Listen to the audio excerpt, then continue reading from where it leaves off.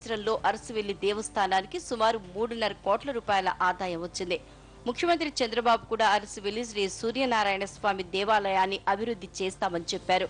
ఆలయాన్ని దర్శించుకునేందుకు వచ్చిన ప్రముఖులు, పాలకులు, దేవాదాయ శాఖ అధికారులు కూడా సందర్భం వచ్చిన ప్రతిసారి హామీల్ని గుప్పిస్తూనే ఉన్నారు. కానీ ఫలితం శూన్యం.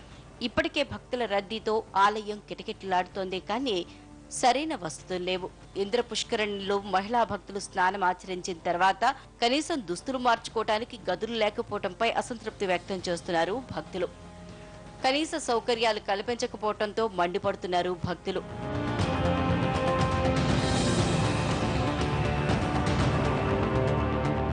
మెటల్ డిటెక్టర్ ఉన్నా పనిచేయదు. లగేజీతోనే స్వామివారి ఆలయంలోకి ప్రవేశించడం ఆలయ భద్రతపై డోలతను బయటపడుతోంది.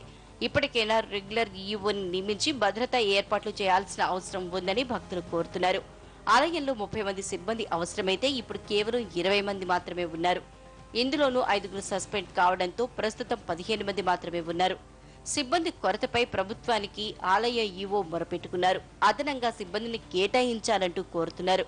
అరసువెల్లి పెద్ద దేవస్థానం కాబట్టి సిబ్బంది ఉండాలి. సిబ్బంది లేనందువల్ల మాకు ఇబ్బందికరంగా ఉంది. ఈవో కూడా కొత్త ఈవోలు ఎవరికి అడిషనల్ పోస్ట్ ఇవ్వండి అన్నాం. మాకేంటి ఇక్కడ శానిటేషన్ బాగా జరగాలండి. శానిటేషన్ 3-4 ఉన్నారండి. మేము 10 మందిని ఇమ్మన్నామండి.